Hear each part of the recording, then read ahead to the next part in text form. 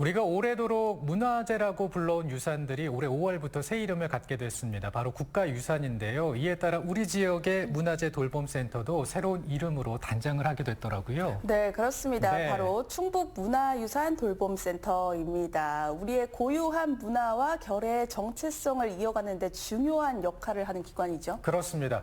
그래서 오늘은요, 충북문화유산 돌봄센터 어떤 일을 하는지 자세히 좀 살펴보겠습니다. 도움 말씀 위해서 권영화 센터장 스튜디오에 모셨습니다. 어서 오십시오. 안녕하세요. 안녕하세요. 네. 자, 센터장님, 먼저 문화재가 국가유산으로 이름이 달라졌습니다. 바뀐 이유가 있을 텐데요. 네. 우리나라의 문화재보호법이 제정된 것이 1962년입니다. 네. 그 60여 년 동안 우리는 선조들이 남긴 유산을 문화재라고 불렀습니다. 그래서 새로운 명칭이 조금은 생소하게 느껴지실 건데요. 그런데 문화재란 명칭에는 문제가 조금 있습니다. 네. 문화재의 재는 재물을 의미하는데요. 즉 물질적인 부분에 초점을 맞추고 있었다는 거죠. 그래요. 예. 하지만 우리 선조들이 남긴 소중한 유산이 물질로만 국한되는 것은 아니잖아요. 무형의 유산과 정신문화도 우리가 지켜야 할 가장 소중한 유산 중 하나입니다. 네. 그래서 올해 5월 17일부터 문화재가 아닌 더욱 깊은 의미를 담은 국가유산이라는 명칭으로 사용하게 되었습니다. 네, 문화재가 과거에만 머물러 있는 게 아니라 과거와 현재, 미래를 잇는 유산으로 확장된다고 볼 수가 있을 것 같아요. 네, 맞습니다. 기존의 용어는 전통예술, 공예기술, 전통지식 등 형태를 갖추지 않은 무형의 유산이나 천의 자연 환경이나 동식물 같은 자연유산을 담기에 그 폭이 너무 좁았지요. 네. 그래서 국가유산청은 문화재를 국가유산으로 변경하였습니다. 더불어 유네스코 등 국제기준 체계와 부합되도록 문화유산, 그다음에 무형유산, 자연유산 세 가지로 유형으로 나누었습니다. 네. 그래 앞으로 이 세 가지 유형의 특성에 맞게 보존, 관리, 활용이 이루어질 예정이고요. 네. 또 단순한 과거의 산물로서는 국가유산이 아니라 국민들에게 과거와 그다음에 현재 미래를 아우르는 문화자원으로 육성해 나갈 것입니다. 네. 얘기 들어보니까 이게 이름만 단순히 바뀐 게 아니라 정말 많은 의미를 내포하고 있는 것 같은데요. 실제로 관련된 법과 제도도 많이 바뀌어서 충북문화재 돌봄센터에서 충북문화유산 돌봄센터로 이렇게 이름이 바뀌었다고요. 잘 모르시는 분들도 있을 것 같은데 이게 운영이 된 지 꽤 됐죠? 2015년부터 운영이 됐다고요? 네. 충북문화유산 돌봄 사업이 시작한 것은 2010년부터입니다만 네. 충북에서는 2015년부터 도 출장 출연 기관인 충청북도 문화재연구원에서 이 사업을 맡아 충북 전역의 문화유산을 관리하고 있습니다. 그렇군요. 네, 네. 그래서 흔히 돌봄 사업이라고 하면 우선 아이 돌봄, 또 혹은 노인 돌봄과 같은 사회적 약자를 보호하는 서비스 등으로 떠올리실 건데요. 네. 문화유산을 돌봄 사업은 사람이 아닌 우리 주변에 있는 문화유산을 대상으로 예방하고 관리하는 사업입니다. 네. 네. 그럼 이런 돌봄이 필요한 문화유산 얼마나 되는지 궁금합니다. 네. 나라에서 그 중요성을 인정하여 지정한 유산만 충북 도내에 858개소가 있고요. 그래요? 많죠. 네. 전국적으로 보면 14,500개 개소가 됩니다. 거기에 아직 지정되지 않은 비지정 문화재가 포함한다면 그 수는 어마어마하죠. 네. 네.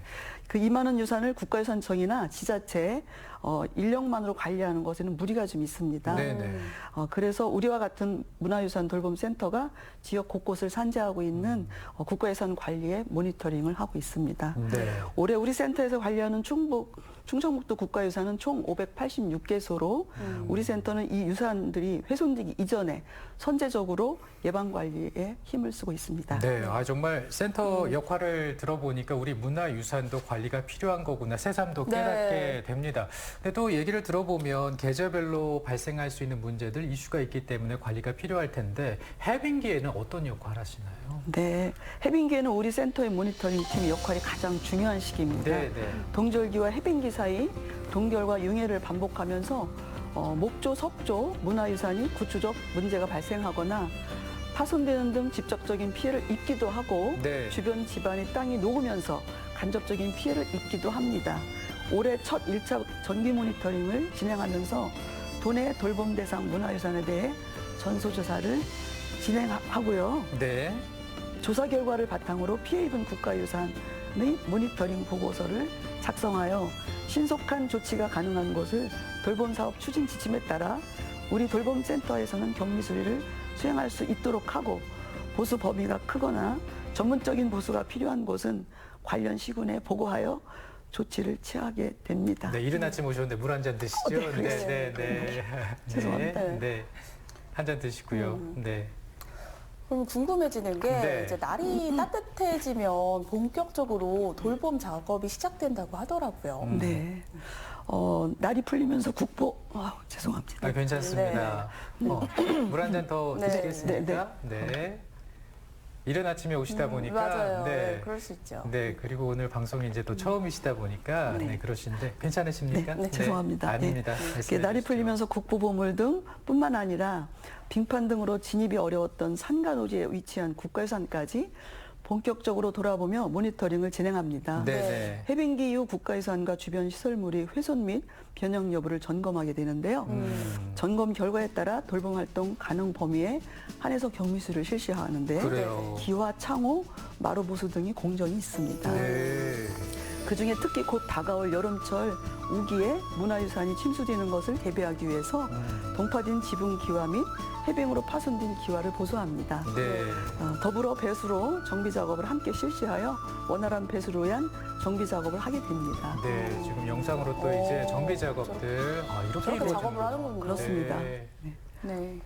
저는 사실 보면서 국가유산 돌봄 작업 언제가 제일 힘들까? 아무래도 추운 겨울이 아닐까 이 생각을 했었는데 요즘이 가장 힘들다면서요. 아무래도 이 5월부터 풀과의 전쟁을 하는 게 보통 일이 아니다 이 얘기 들었어요. 네. 네, 바로 요즘이죠. 음. 이때가 1년 중 가장 많은 인력 노동력이 필요한 시기인데요. 네. 5월부터 9월까지 예초기 시기에 정말 풀과의 전쟁입니다. 네. 그래서 방문객이 많이 찾는 국가유산부터 찾아가기 어려운 산간오지 국가유산까지 손길을 필요로 하는 곳은 어디든 풀을 깎고 청소를 하며 주변 관리를 합니다. 네. 아무리 좋은 문화유산도 풀숲 사이에 있으면은 그 가치를 느끼기 어렵다고 봅니다. 또한 문화유산을 찾아가는 것도 힘들고요. 네. 그래서 우리 센터에서는 국민들이 국가유산을 관람하고 향유하는 데 불편함이 없도록 주변 환경을 꼼꼼히 관리하고 있습니다. 네, 정말 꼼꼼하게 또 애를 많이 써주시는구나 이런 생각이 듭니다. 근데 이번 주도 그렇고 앞으로 이제 더워지고 맞아요. 또 비가 오게 되면 습해지기도 하는데 이런 것들이 이제 문화재에는 또 치명적인 수가 있겠다라는 생각이 드는데 어떻습니까? 네. 네. 말씀하신 대로 작년 집중호우로 인해 많은 분들이 고통을 받으셨는데요. 네. 문화유산 역시 이런 폭우로 훼손되는 경우가 많습니다. 네. 태풍으로 인한 피해도 마찬가지고요. 이렇게 기후변화로 인한 피해가 증가하고 있는 추세인데요. 우리 센터는 이를 최소화하기 위해서 만전을 기하고 있습니다. 네. 네. 그 최소화하기 위한 방법들 여러 가지 고민하셨을 텐데 어떻게 하고 계십니까? 우선 산사태 취약 등급 지역의 문화유산과 풍수해를 입었던 국가유산 목록을 작성하여 네. 특별 점검을 실시하고 있고요. 자연재해 발생 시에는 해당 지역의 긴급 점검을 실시하고 있습니다. 네. 실제로 작년 집중호우 당시 415건의 모니터링을 실시하여 조치를 취하기도 했습니다. 네. 415건이나 있었군요. 네, 많았습니다. 네. 피해를 입은 유산은 경미한 범위에 한해서 우리가 보수를 실시하고 자체적인 보수가 불가한 상황에 대해서는 지자체에 보고하여 긴급 보수가 가능하도록 주최하고 있습니다. 네. 그런데 이틀 전에 전북 부안에서 규모 4.8의 지진이 맞아요. 있었잖아요. 네네. 이런 지진으로부터 문화유산도 자유롭지 않을 것 같은데 센터에서 어떻게 대응하시는지 궁금합니다. 네, 많이 놀라셨죠. 네네. 말씀하신 대로 지진으로 인해 문화유산이 피해를 받기도 합니다. 네. 국가유산청 발표에 따르면 이틀 전 부안 지진으로 보물, 내수사, 대웅전 등 일부 문화유산에서 약간의 훼손이 발견되긴 됐더라고는 하더라고요. 네. 이처럼 지진이나 화재가 같은 자연재해가 발생했을 때 가장 먼저 현장으로 달려가고 출동하는 곳이 바로 돌봄센터입니다. 네. 실제로 2020년 10월 29일 괴산에서 규모 3.1의 지진이 있었어요. 네. 그때 우리 센터가 보안사 3층 석탑을 비롯한 16개소의 문화유산을 긴급 점검해서 추가적인 피해를 발생하지 않도록 조치했습니다. 네. 이뿐만 아니라 태풍, 폭우 등의 재해 상황에서도 신속히 대응하여 우리의 소중한 유산을 보존하기 위해 노력하고 있습니다. 네. 예, 국가유산은 선조들이 살아온 발자취가 고스란히 남아있는 소중한 우리의 유산입니다. 네. 예, 방송을 보시는 도민들께서도 우리 주변에 있는 국가유산에 조금 더 관심을 가져주시고 아껴주셨으면 감사하겠습니다. 네. 얘기 들어보니까 이런 자연재해가 발생했을 때 혹시 문화유산에 피해가 생기진 않았을까 항상 촉각을 곤두세우고 계신 것 같은데 그렇습니다. 그럴 때도 바쁘시고 그리고 또 이렇게 나들이 객들이 시민들이 많이 문화재를 찾는 계절에도 또 바쁘시고 언제나 바쁘실 것 같아요. 이 가을철에는 또 날씨가 좋으니까 이런 문화유산을 구경하러 많이 또 가잖아요. 이럴 때도 굉장히 바쁘실 것 같아요. 네, 맞습니다. 도민들이 국가유산을 가장 많이 찾는 계절인 만큼 우리는 더 바빠지는 계절이기도 합니다. 네. 예, 국가유산 주변 고사목과 낙엽 등을 제거하여 화재를 예방하기에 힘쓰고 있고요. 네. 겨울철에는 물을 사용하여 흙을 다루는 작업이 어렵기 때문에 겨울철을 대비해서 기와와 벽체를 선제적으로 보수합니다. 여름철 비바람과 직사광선 등으로 인해 손상된 창호지를 벗겨내고 아이고. 새로운 창호지를 발라주는 도배 작업 또한 봄철 다음으로 많이 이루어지는 작업입니다. 네, 정말 사계절 안 바쁜 때가 네. 없습니다. 네, 정말 애를 쓰고 계시는데 근데 이 센터에서 또 하고 있는 일이 국가유산 수리 기능자도 배출하고 있다고 합니다. 이분들은 어떤 일을 하시는 분들입니까? 네, 국가유산 수리기능자는 문화유산 수리에 대한 현장 실무를 갖춘 한신목공, 번화화공 등 24종의 전문 기능을 말합니다. 네. 응시 자격 제한은 없고 문화유산에 대한 애정과 관심을 가지고 실기 시험을 통과할 실무 능력을 갖춘다면 누구나 도전할 수 있습니다.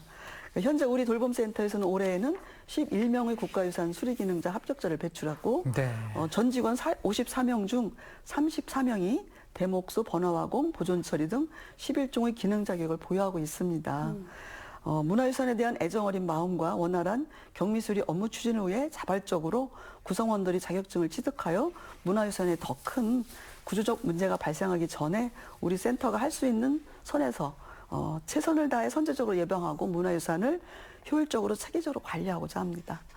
네, 알겠습니다. 오늘 이 충북문화유산 돌봄센터가 어떤 일을 하는지 전반적으로 얘기를 좀 해주셨는데 많이 바쁘실 것 같습니다. 네. 앞으로도 애 많이 써주시길 부탁드립니다. 오늘 잘 들었습니다. 고맙습니다. 감사합니다. 혜윤 씨도 오늘 소식 잘 들었어요? 감사합니다.